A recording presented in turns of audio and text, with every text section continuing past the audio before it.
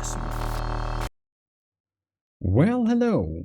This is your host Eric of the GMODISM Empire, and we are back here in From the Depth due to another Gimle battle. You may wrongly believe that this is just a testing battle to test the different army of GMODISM ships against each other, but it's not. Even if it is the army of GMODISM Sword of the Ecclesiarch Magnus Gladius that will be facing off the Holy Metropolis army of GMODISM's Fafnir-class ship. It is an official Gimle battle. There is actually a bracket which I've kept hidden and secret from you, and that is because, of course, when I usually record 3 battles, and then the army of GMODISM, no, I mean actually the YouTube members, the ecclesiarchy of the GMODISM Empire, has the ability to watch things in early access, so to say. So then I don't want the brackets to come out, because then people can see what's happened before they can watch the battle, and it kind of spoils the experience. So that's why this bracket is secret. But in any case, this is a randomized bracket, so and as you can see, all of these battles have already taken place. The battles we kind of waited for was the army of GMODISM Fafnir, which faced the Project Broadsword, and you know the outcome of that. And the other battle we was waiting for was the Magnus Gladius. I've been very slow at completing the Magnus Gladius, and this is the reason this battle, which is actually one of the initial 32 battles, it's the reason why it took so long for this first thing to actually happen. And so it happens, the Magnus Gladius won over the ISF Mosquito, and the Project Broadsword lost against the Fafnir, which means that the Fafnir and the Magnus Gladius will meet. In any case, that also actually means that the ISF Mosquito and the Project Broadsword will meet in the losers bracket. Isn't that funny? And later on, I will show you the full brackets, of course, when we're done. But if you want to recap, this is all of the initial battles that have taken place.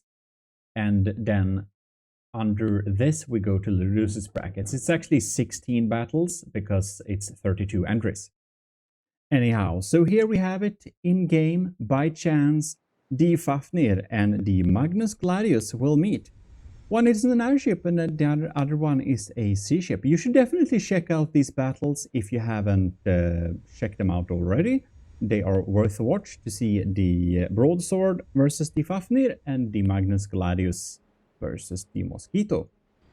In any case, just a little quick check-up here. Now, the Fafnir class was under 2.2 million, and that is because we had a railgun update, so, you know, some components changed parts. We have 11,000 firepower, where most of it is actually missiles. It was meant that most of it would be APS. Then we have laser and some single-use plasma and some teaser crams. But it was meant to be a sandblaster type design. Fun fact, these plasma guns were actually the original type that were installed on the Magnus Gladius.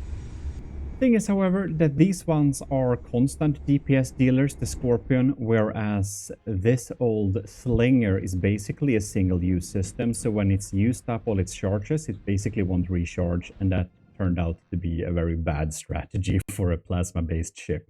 Yeah. Go figure, you know. Anyhow, I did have nowhere to put the missiles, so a lot of them are like amphibious missiles fired from underneath. It's an interesting design. And then we have the Magnus Gladius, and we have 11,000 firepower. We have, you know, a good bit of missiles, but then we have some serious APS, but most notably, of course, crazy plasma cannon damage. This system is a little bit evasive, and as you can see, it has the classical Sword of the Ecclesiarch vibe, with some beautiful, made partly with some beautiful assets built by, I mean, how many were we making the Sword of the Ecclesiarch faction? That's mostly this beautiful, you know, church-like building, as you would imagine. But in any case, Not to dive in too much deep into this actually, because there is literally a video showcasing how the Magnus Gladius was built from basically the first block to the last. And there is a video showcasing how the AOG Fafnir was built from like the first iteration to the last. So I don't think we should go too much into detail what these ships are like, because you probably already watched the building videos of them. And if you haven't, that is my recommendation before this battle. So let us kill the settings to sad mode and get into the arena. Yay! Welcome to the arena. We are now unpausing the battle, and here we have the Fafnir-class firing its beautiful little dragon decoy. And over here we have the Magnus Gladius. And the Magnus Gladius doesn't use reflective shields, it uses the armor strengthening shield. So the AP class of the Magnus Gladius is considerably higher than what you would see on most ships. It's being quite evasive. Look at that. You can clearly see. Oh, bam! What a section! Where was that lost from? Very interesting. Oh! One of the big side turrets. That's an expensive APS. And the sandblasting is, of course, all over the place. We have started fires almost at every single turret here. That is not good for the Magnus Gladius. Let's see how the Fafnir class is doing. I did put the Fafnir class in inverted Army of GMODISM color. So I switched the main and secondary color scheme, because that is a official variant that the Army of GMODISM can take. Yep, it is. Sometimes I invert the secondary and main color schemes on ships in particular, if I want them to serve a little bit different role. Like the Storm Attack Swarmer does that. Looks like the Fafnir class will attempt to do a broadside switch, since one of its side is deemed a little bit too damaged. Seems like all of the main guns are still a-okay. Look at that.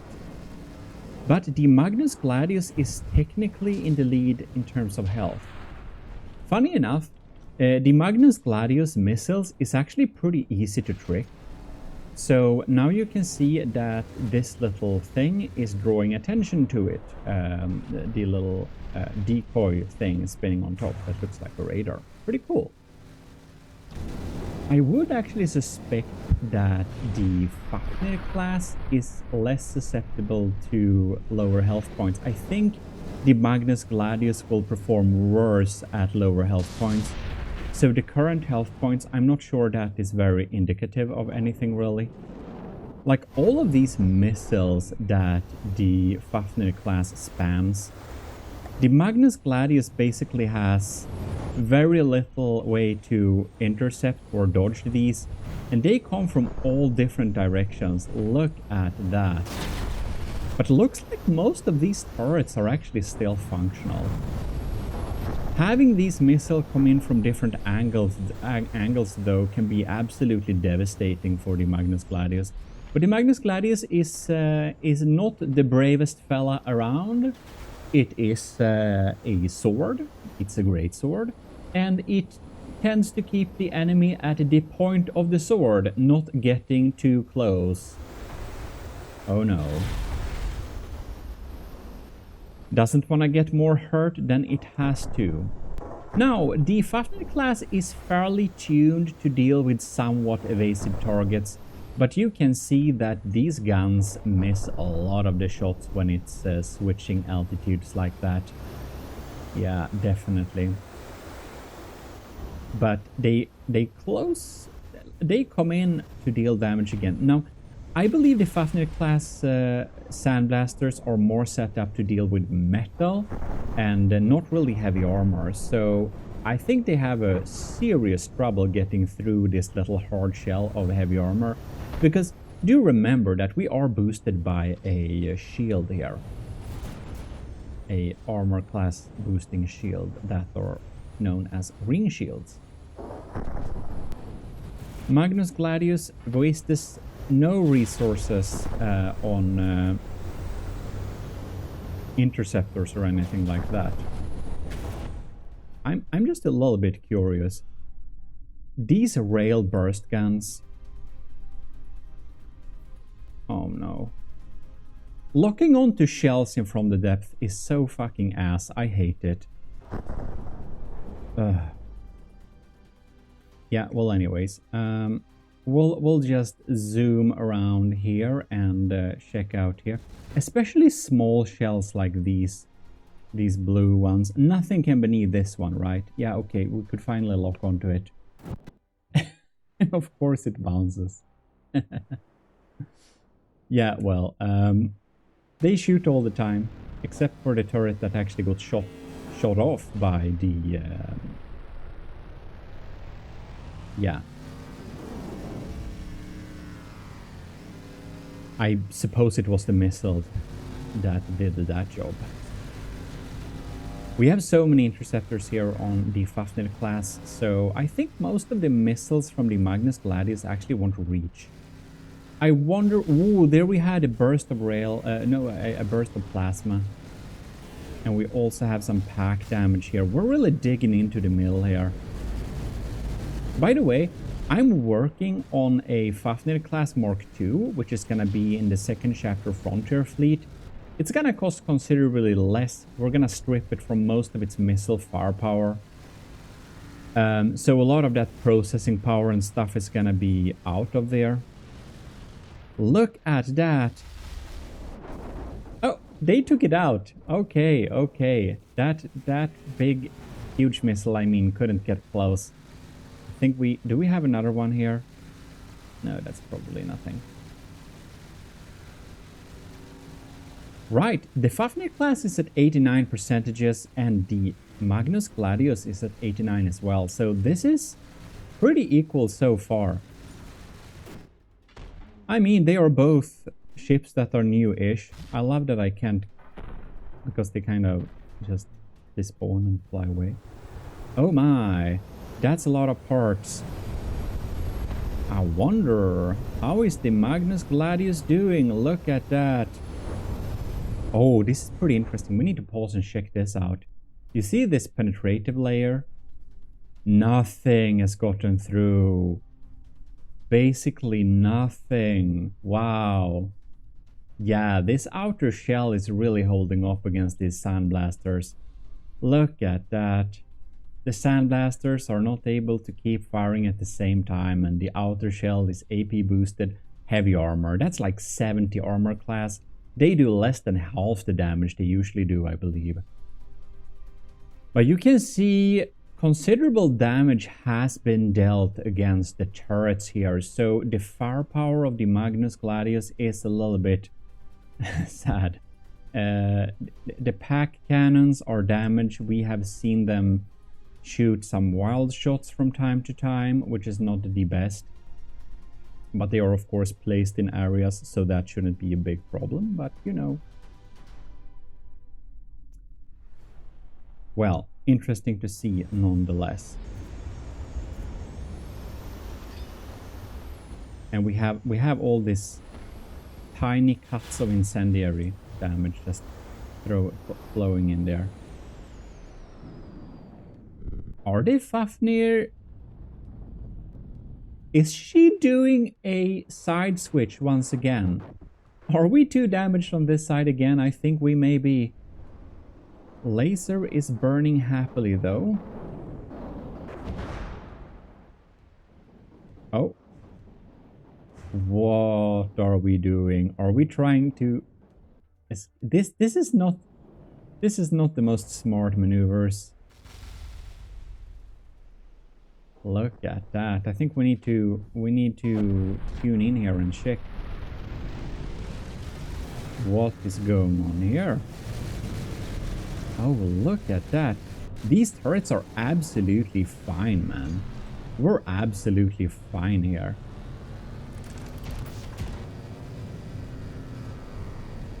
Yeah, we lost the front auxiliary laser. It's like it can't really decide which side to use, which is really bad for firepower.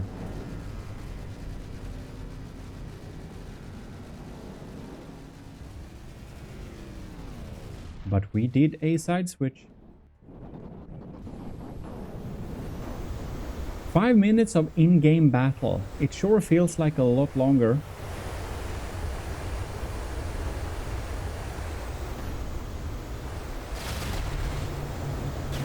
Another plasma swarm? Sorry. Just try to lock on to the big fucking missile in front of me.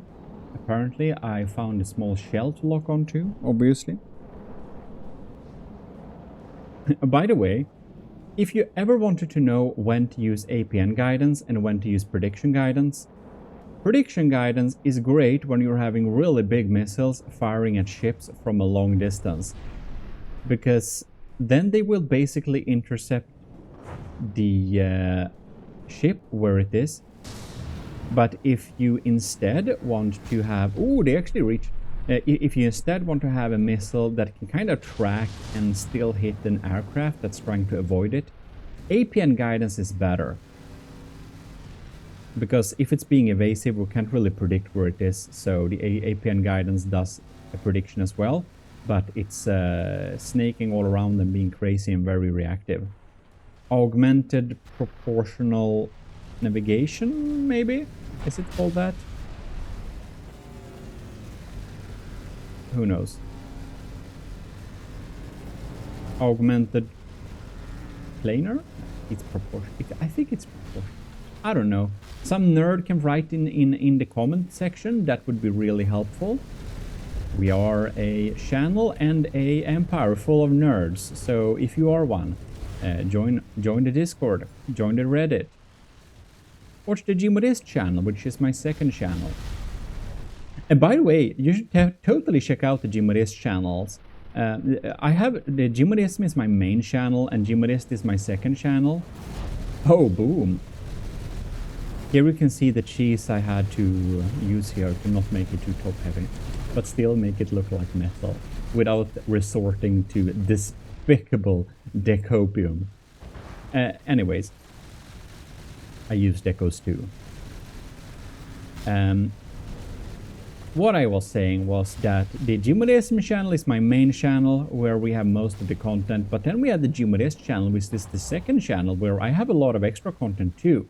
So if I basically felt like, oh man, I have made too many from the depth videos and showcases and stuff, and I don't want to spam GMODISM with like 2 videos every day. So then because you can only get 1 notification sent out to subscribers per day, so if you post more than 1 video a day, you kind of screw yourself over because the audience won't find it really. It's kind of stupid. So for that reason, you'll limit to 1 upload a day, and of course you want to have videos out on days that people are actually at home, you know? So usually weekend. But anyways, if I felt like this video, like I made too many videos, or I want to do a little different type of content, I put it on my GMODISM channel instead. And on the GMODISM channel, you have a lot of from the depth content, like extra content and other content, like my series of hot takes where I just go through like finished, semi-finished, or concept ideas. And basically showcase them and walk through and just, you know, having a grand old time with some small, fun little videos. And I made a bunch of them now, and they are scheduled to be released weekly, and there are already a couple of them out. So if you aren't subscribed to the GMODISM channel as well, you should check out those extra videos, because even if you enjoy this and my building videos, you probably will enjoy those as well. Bam, look at that. Look at that. I wish there was a kind of a little like NVIDIA shadow play thing for from the depth. You can just push a button and like watch a cool explosion once again. Oh my, Fafnir is at 81%. Isn't that crazy? Its firepower is pretty intact, man. Whereas the Magnus Gladius, glorious as it is, sorry about zooming out, is at 76%. We are considerably damaged, look at that. The Magnus Gladius actually manages to deal damage where it actually hurts a lot. Look at that. So much of the firepower of the Magnus Gladius is so gimped. I did not expect the Fafnir to win this battle, actually. I thought it was just generally the weaker ship. But again, I did build the Fafnir-class to have something to counter things that are a little bit evasive. And I don't know if it was just some good thing I made or just pure luck that made the Fafnir-class win over the Project Broadsword. I think that thing's gonna dominate the losers bracket. That's a serious ship. But anyways, I did set it up to deal with somewhat evasive crafts. So I guess it shouldn't be too surprising, but it still kind of is surprising. Because the Magnus Gladius is kind of set up to also be able to deal with things that are evasive themselves, but also that have weapons that are pretty hit scan. But I think that the Sandblasters of the Fafnir class is just right, that they just happen to hit the most important places when we go up and down. And the fire always come from different angles, really hurting a lot. Really just providing a lot of damage at places. Oh, bam, look at that. The AI core in pink here is starting to get a little bit damaged here. That's scary. I'll need to check if it's actually... No, it's just superficial damage. Just superficial damage.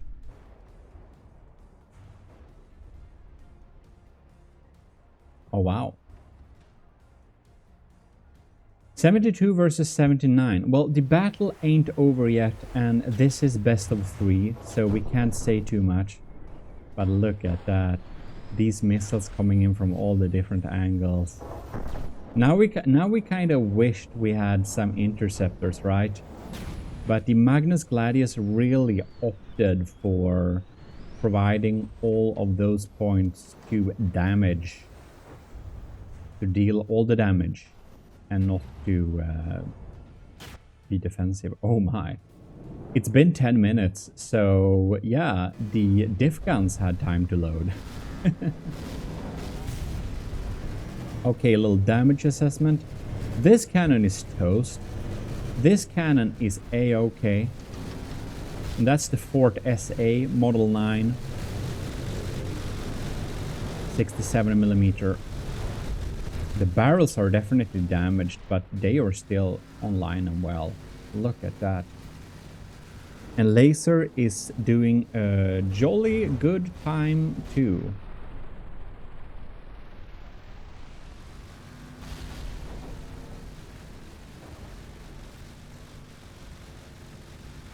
Well, isn't that great? 70 versus 77. 10 minutes? Was it 10 minutes or did I set a 15-minute mark? I think I hard-coded that into the thing. It's 15 minutes, right? Oh my. I should have the rules on hand here. But I think it's 15 minutes. I think it's 15 minutes. Either case, it really looks like the Fafnir class is gonna win the first battle. Magnus Gladius is at the funny number, and you can see it's not having a good time.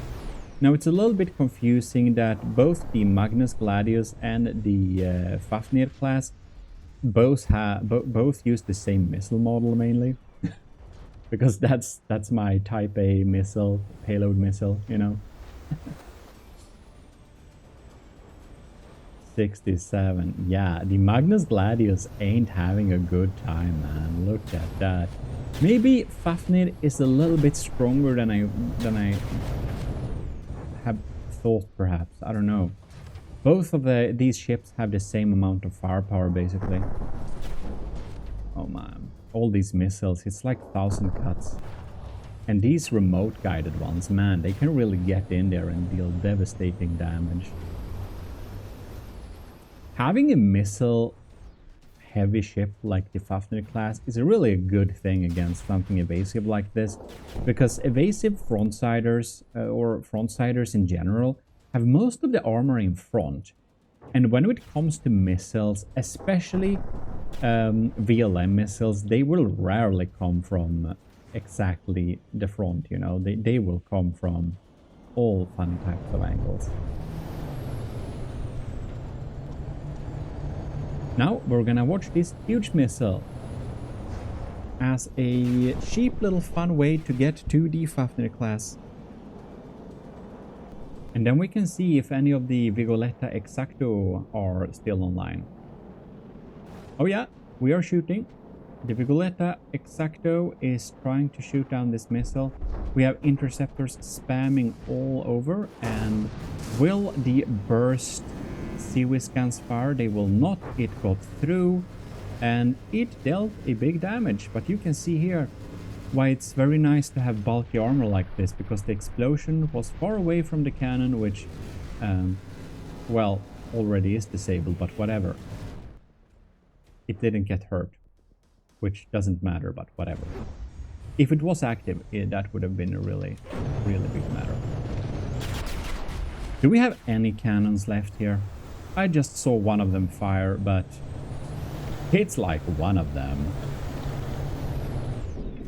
One cannon and some damaged packs, and then we have some sad auxiliary missiles, which are mostly actually there to tease and activate the enemy Seawiz system. It kind of wants to ensure that the enemy is using all of the material it can at all times, just so that it will not save resources. And thus we have a missile system which is just big things. Takes a couple of hits to shoot them down, you know. 61% just. This is a pretty tough battle. And it's hard for me to pick sides here because I built both of these.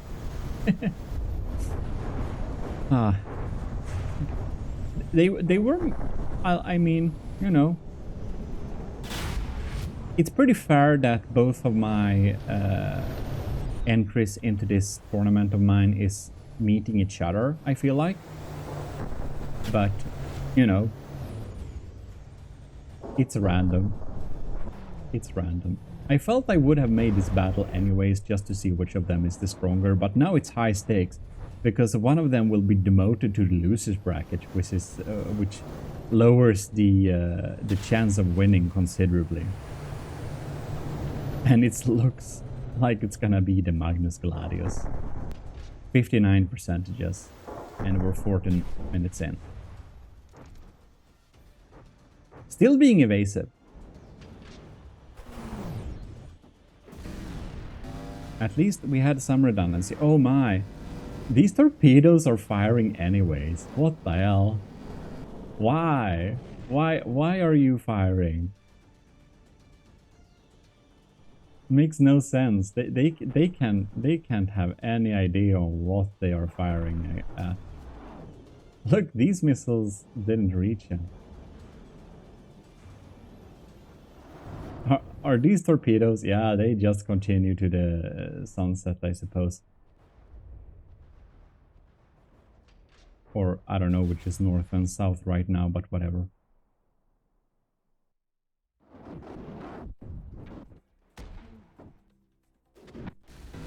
Well.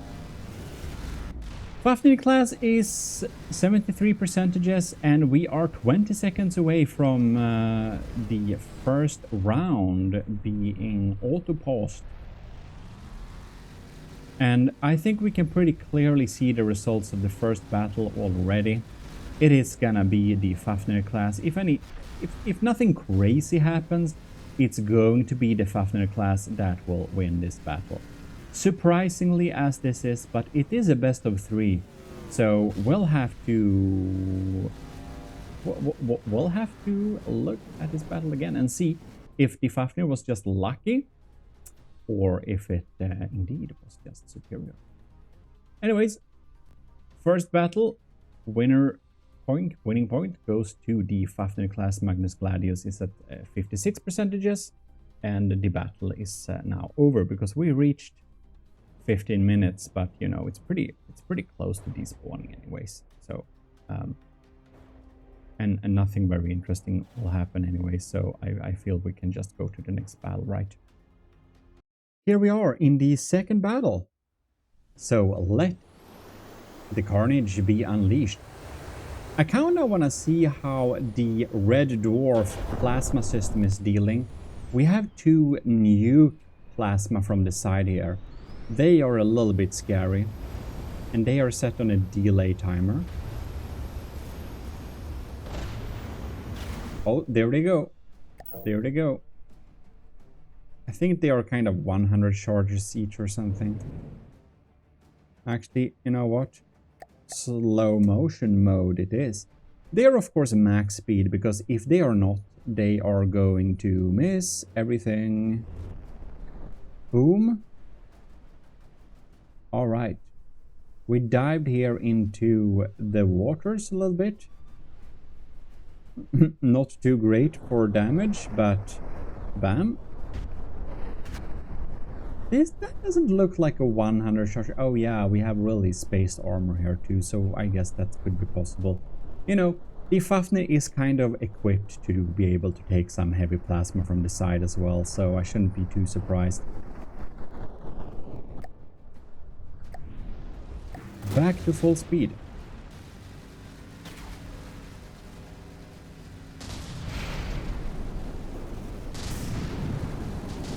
Oh, look at that. Here we have the burst plasma. No, I mean burst APS, burst flak anti-missile system. They are pretty cool.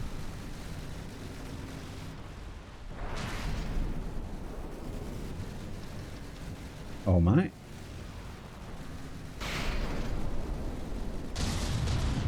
I wanna hang out here a little bit with the Fafnir-class, see what happens.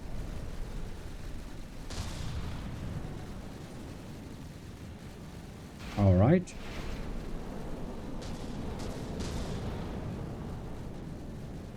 Next plasma charge. And I think it really depends a lot on where these plasmas actually land.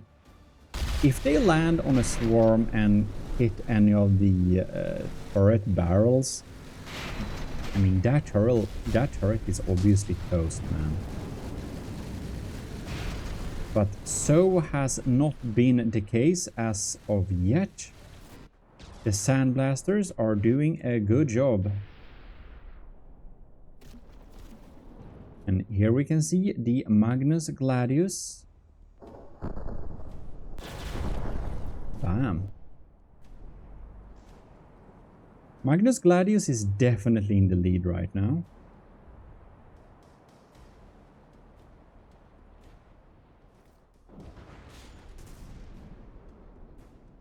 Well.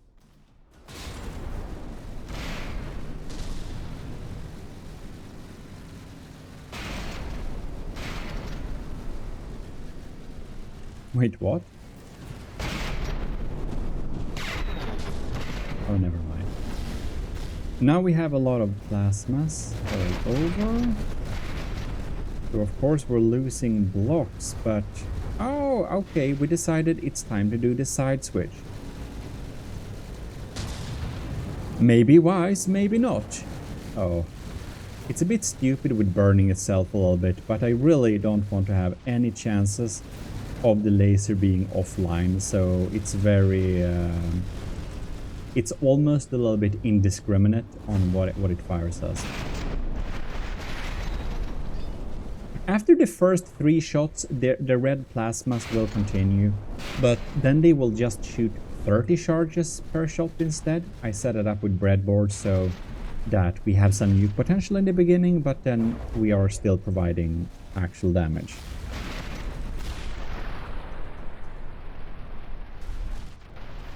Well.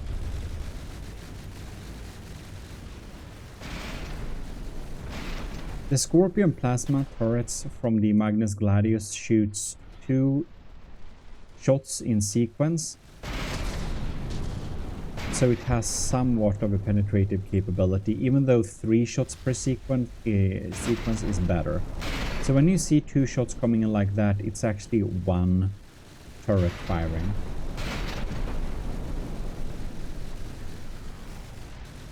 I think we should check that out in some slow motion to see at this speeds if they actually land on the same place or not.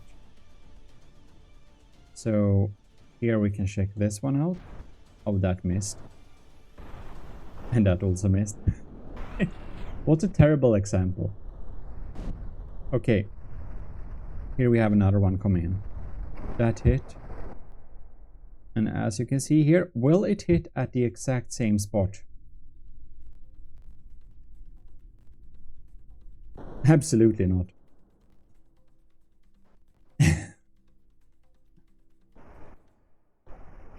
Yeah. It's hard to make them hit at the same spot, man, because you can't make them shoot in a faster sequence. I don't know. Maybe if you're shooting it against something slower at a closer distance with a plasma shot that also slower, perhaps that works. Well, was a cool thing in theory at least.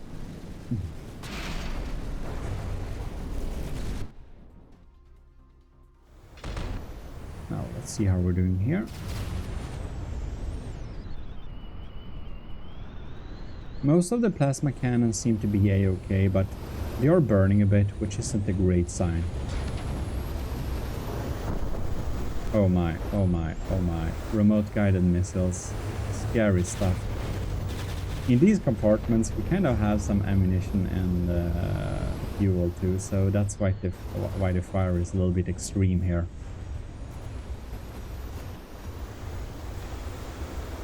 Incendiary all the way.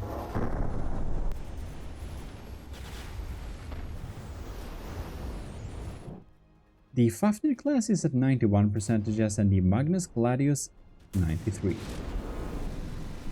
So, Fafnir is in the lead, but it's a close call, and all of the 4 main guns on the Fafnir-class is rocking it, and the laser is still active, so we're gonna see if the Magnus Gladius will be able to provide some hurting shot this time. It's a lot up to luck where those plasmas will hit.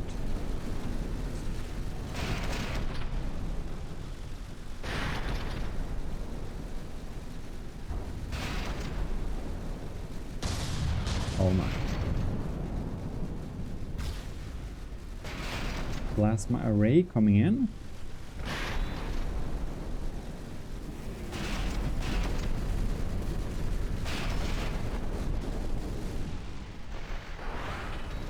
$92.90.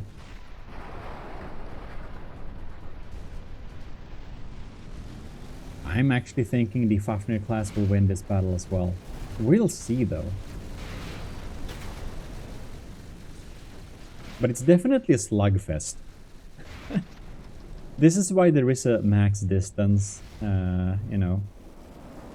If the Magnus Gladius glides away too far away, it will be disqualified. We have the max distance because if we don't, people will make ships that are staying on a very safe distance, and that makes for boring battles. It's more fun when the ships are kind of close quarters. But yeah, you know. That's also not a very effective strategy always, why I wanted to make something that's a little bit bitier against the evasive fox. I really like cram cannons, but for once I wanted to try and make something based with plasma instead. Same with the Fafnir-class. I really like cram cannons, but I really wanted to test the sandblaster concept paired with a laser. Because of course a laser deals very nice damage. And they lower the AP of blocks due to its incendiary type damage, the burning damage, which makes the sandblaster more effective when the sandblaster thus is not set up to be a sandblaster that's working as a super high AP one. Oh my. Fafnir at 87. Magnus Gladius at 88. Wow. So basically it's pretty close now. Maybe the Fafnir-class is starting to turn it around again. Maybe not. We shall see. The lambs are desperately trying to hurt these big missiles, but of course it's pretty futile. Look at that. The side is starting to open up a little bit here. The Magnus Gladius is certainly not meant for taking damage on the side like that. Torpedoes grazing by underneath. Wasted firepower. Well, can activate enemy defenses, so it's better they fire than not, was the idea for the Fafnir-class. But for the campaign variant, we'll make it a lot more energy efficient. I may also make a campaign variant of the Magnus Gladius.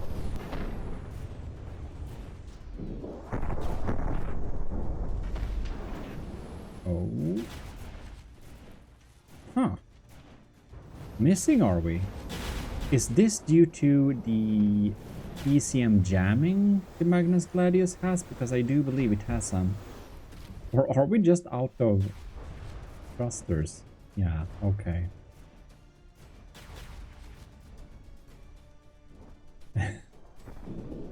Front is burning, you can see. This shield is really holding up here.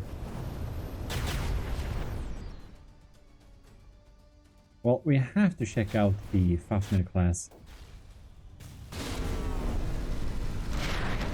You can see how short some of the barrels are.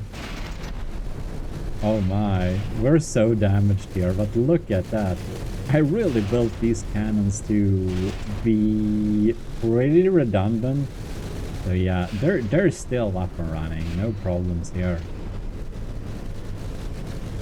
No problems there. Oh, this has a very short barrel, but whatever. We're still firing. Nice. Man. I really didn't want to spend points on being defensive, since then you won't be able to use all the firepower against any enemy. But I kind of regret that now for setting up the Magnus Gladius. The Fafnir-class has a lot of active defenses, and the Magnus Gladius basically has none. And, or that's not true, but you get my gist. It's kind of like that. And I kind of regret that now, because I think the Magnus Gladius would be able to defeat the Fafnir-class if it had interceptors to deal with the Fafnir's missiles, you know. We do have some defenses. We do have lambs, actually. We can probably see them fire from time to time, but they are not crazy lambs. They are a cheaper type of lamb, and that's because most people use some type of APS at least, and then they will help. They also, of course, try to clean up some of those missiles. And we did have a node here at the nose of the ship, which is of course now blown away since a long time ago. 7 minutes in, and the Fafnir-class has taken the lead again. And we can see a lot of these turrets are damaged on the frontier. So yeah, that incendiary sandblasting type of damage has really paid off for the Fafnir-class. Look at that. Now we have all those incendiary missiles popping in again. Looking at the Fafnir-class here, we can really see that the side switching definitely seems to pay off. That was a good and sound decision. Also, the breadboard ACB side switching was definitely... No, I mean the side switching is one, but I mean the side switching of the shields specifically was a good idea too. Not using unnecessary engine power to uphold shields on the wrong side.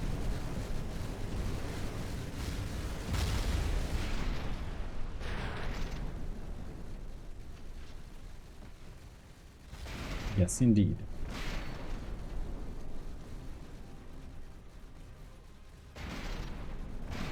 Poor thing, 79%. Fafnir is basically 3% in the lead.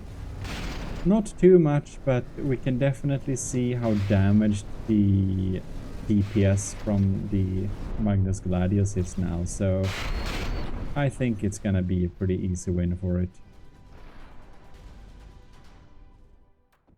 Maybe I shouldn't say easy, but win nonetheless. All these tiny holes, man, look at that. It's like death by 1,000 cuts. The frontal armor here is really putting up a good fight though. Look at that, the laser is finally starting to dig through to the anti-penetration layer. That took some time. 10 minutes to be exact. Unfortunately, a lot of damage has been administered to the turret heads here on top, which is of course not super great, but yes.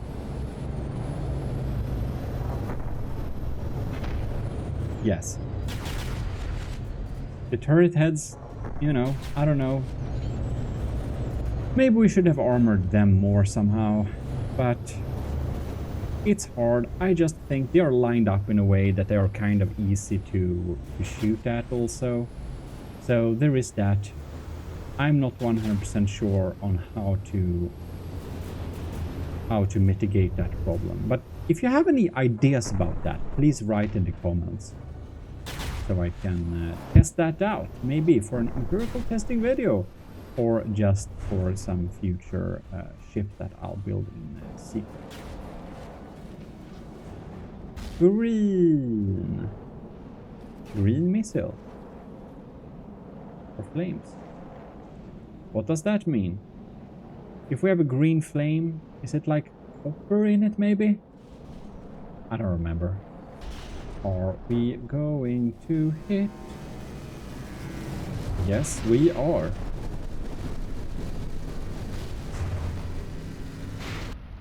We are 11 minutes into the battle, and wow, the Fafnir-class is damn resilient. Barrels may be short, but all of them are still firing. Look at that. They are still absolutely firing. Wow. Ooh. Big boom. And all this bulky fat armor. Ooh. Nothing is getting through that very easily. Oh, are we doing another side switch? Sir, is this really the time? Captain Commodore the all-around gamer? I don't know which AOG commissioned officer I put in the AI. I don't remember. I can't check it right now. But anyways, what are you doing? Is this really the time for a side switch? Apparently it is. Well, the Fafnir-class is in the lead by 7%, so I think we probably know where this battle is going. I will, however, say big thank you to all of the commissioned officers in the army of GMODISM, which is most notably Commodore the All-Around Gamer, Commander Ali, Commander Ben Wilkie, Commander Cameron Dixon, Commander Sven van der Velde, And our lieutenants, Anto Cravey, Daniel Saikin, GD Visage, Owen, Vincent Veritas, Volkite, and Scooby Rocks. And of course, all the cadets. Your monthly support helps me a lot, so big thanks for that. And also, of course, big thanks to everyone in the ecclesiarchy of GMODISM, and you could see this battle in early access. Isn't that nifty? We actually don't have anyone in the government of GMODISM right now, so I'll have to update that. But there is another option, the government of GMODISM. If you want to support the channel, you still get access to the From the Depth files, and yeah. Then basically very small amounts of money go into transfer fees, and almost all of it can go directly to me, which is the neat feature with using that. It's actually the merge provider, Fourth Wall, that has that membership integration, and they are quite generous with their rates. They don't take huge piles of percentages that most other solutions do. So that's why that exists as well. And no, I will not be getting Buy Me a Coffee. It's too much. 3 options is enough. 4 actually, PayPal exists. But that's like mostly for all of the tech tutorial watching people that just awesome video. You solved my problems and saved me $500 from computer repair shop. So I would like to give something back. Here, have $5. I will never see you again because I won't look at your channel unless I have more computer problems, which I hopefully don't. Type of person that uses the PayPal. Anyway, all options are of course available at gmodism.com/support if that is something that you would like to. We have like 1 minute left, so yeah. And then this battle will be paused. But the Fafnir-class is 10% ahead in terms of health. So I think we know how this battle is gonna go anyways. Look at these remote guided friends. And just because of that, 1 hit and the rest just fuck my life, I guess. Well, isn't that quite nice? Man, I kind of wanted the Magnus Gladius to actually win this because I feel she is my newest creation and I wanted her to be the strongest. But just because you made something more updated, the Fafnir-class is still pretty tuned and also pretty new, and there is also one part in this battle which is basically some ships do better against others, and it's really hard to build a jack-of-all-trade type of ship. Like the Gimle class is kind of a jack-of-all-trade kind of ship. It deals pretty well with some evasive targets, it deals pretty well with slow and heavy targets, but it never deals well with the extremes. So Gimle is being beat by big wooden boxes that uses cram cannons and have 4K firepower. It also gets beat by super evasive laser-only ships that zzz around in the sky.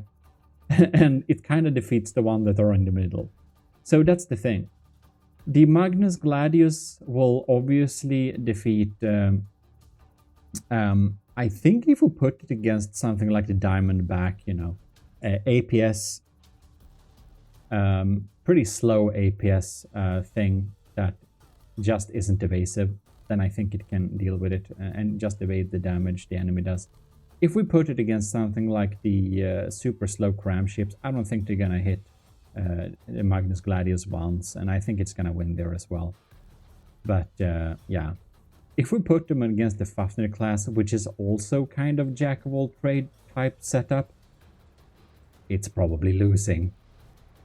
Probably losing because it has weaknesses. When you're not have a jack-of-all-trade ship, you have weaknesses, and you know, I don't know if that logic even goes together, but whatever.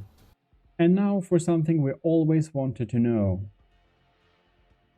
Is the Magnus Gladius so pathetic that the two of them can't beat the Fafnir class? We'll have to check that out. We'll have to check that out. Alright, That didn't take 10 minutes. It probably just took 5 minutes, I don't know. But we have loaded in all the boys. Let's see if the Magnus Gladius ×2 can be a bit scary. Oh, look at that. Getting served your own plasma medicine, are we? We are indeed. We're lagging a bit, man. Fafnir-class is doing a pretty good job. Oh, we missed the red dwarfs. Fafnir-class is doing a pretty decent job at engaging both targets, it seems like. Oh, bam.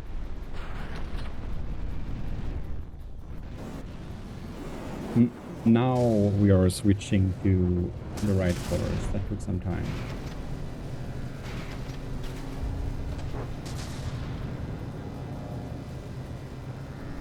Alright.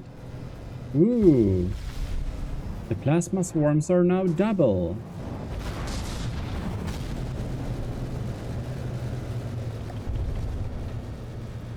They look a bit scary in the distance. Don't you think? They're kind of meant to. The Fafnir looks more fun, I will admit. Ooh. Radar decoy is drawing away missiles. Good job. Fafnir looks pretty cool in inverted colors, I think.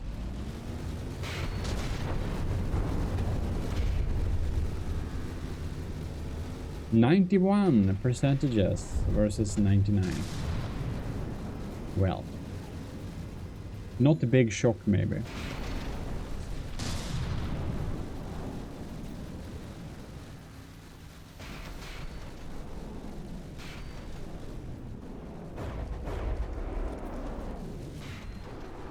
Well. 99 versus 91. I think the Magnus Gladiuses will win when there are two of them. They can't possibly lose this. That would be crazy. Looks like somebody got a lucky hit on one of those turrets.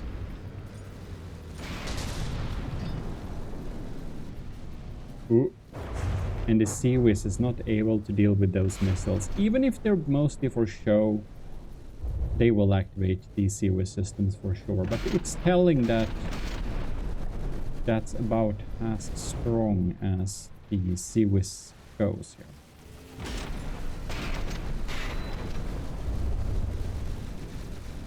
Oh my.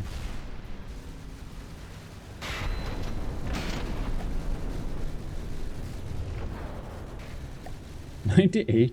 Okay.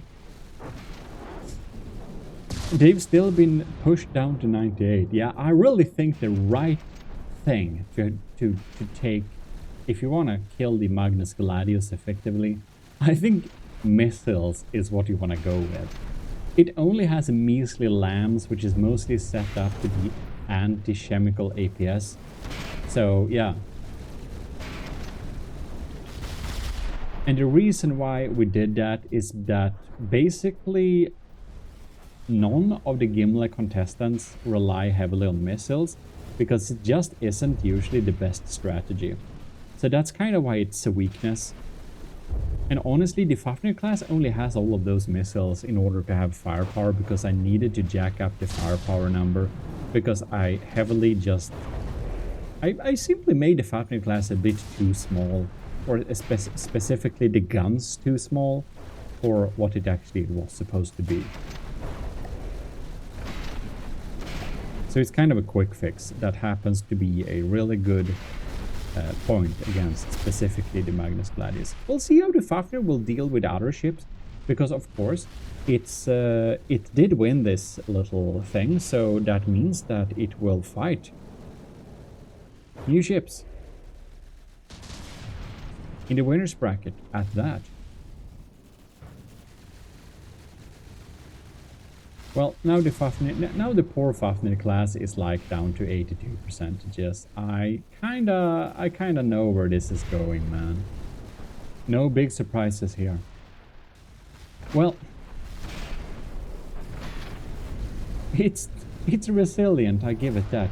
But this battle is definitely like the two previous battles when we did a 1v1, which was the official like battles. Of course, this last one is just for fun to see if it's just so much stronger or not. But wow, this was grindy slow battles. I'm not sure I absolutely love the Magnus Gladius battle strategy, because it kind of draws out battles and make them slower. But I really wanted to test my waters in making evasive stuff, because a lot of the really good contestants in the Gimle tournament are that. So I wanted to make my own version. Own canon Army of GMODISM version of that. I think they look pretty cool though. And thanks for putting it at the top of the Steam Workshop. That was really cool to see it being up there with the best designs this month, basically. I think that's what it shows. So thanks that you at least like the Magnus Gladius that much. So like, I think it's 200 something of you wanted to download it. And hope it's enjoyable. Oh no! Barrel has been stuck. How embarrassing.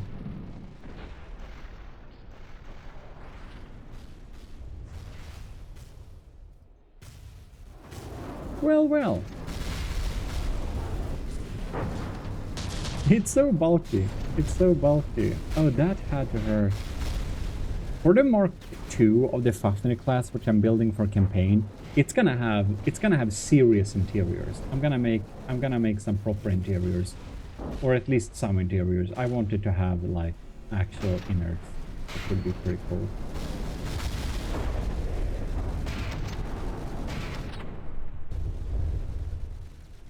It is gonna be a lot weaker though, because the Mark II is gonna have so much less missiles, so much less heavy armor, and it is gonna be a sandblaster laser based ship, which is gonna cost as little as possible, because of course I want to actually use it in campaign. Fafnir has passed the funny number, and the Magnus Gladiuses are still at 95%. 68%. Not surprising at all, but I am impressed over how well the Fafnir class just holds up in battle like this, how resilient it managed to be. I was a little bit disappointed over the Fafnir class's performance first, but I fine-tuned it for hours and hours until it was so tuned and ripped that it could survive for so long. Had just the right amount of stuff set up, or time set up for the AI to maneuver it correctly. Here we lost the superstructure, and with that the laser. Man. I hope this is a fun feature of the Fafnir class. It's also on the workshop, of course. That hopefully makes it a little bit fun to battle, that you can shoot off the superstructure and get a massive health pool in there. Well, it's fun to try and make... Yeah, it's fun to try and make like enemies that are actually fun to fight as well. The Magnus Gladius can't be too damaged, right? No, of course not. Seems that we have some minor turret damage, otherwise it's mostly superficial, I believe. Yeah, incendiary missiles get at bases, but they rarely get to the insides. Looking a-okay. Not much of a surprise, of course, but we had to check it so that it's not too pathetic, you know. By the way, is the Magnus Gladius or the Fafnir class your favorite of the two ships? Please tell me in the comments, it would be fun to know. Maybe I should put up a poll on YouTube too, but I'll probably forget that, so do indeed tell me which of them you think is the coolest.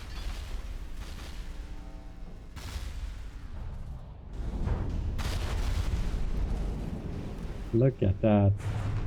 This is a... Oh, there is nothing on this anymore.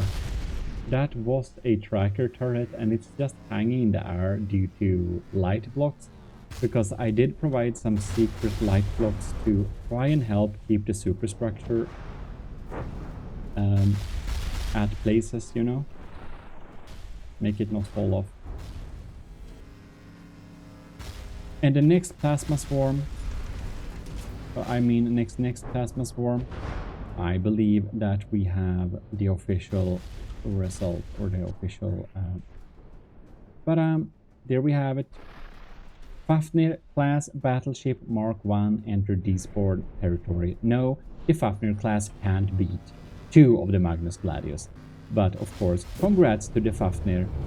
She beat 1 Magnus Gladius, which is of course the task. GG, what can we say? I hope you enjoyed this battle. Man, this was a pretty long battle. That was a pretty close match, and yeah, if they were tuned a little bit differently, if the Magnus Gladius would have had interceptors, I think it definitely would have won this battle. But I don't know. Maybe we'll do an upgrade of the Magnus Gladius with some active defenses to use in campaign as well. Who knows? Tell me in the comments what you thought about the battle and answer all my questions. This is your host Eric, and I'm definitely signing out with the message: click the GMODISM channel and subscribe now if you forgot that. You'll see more from the devs content there. In any case, this is your host Eric, signing out.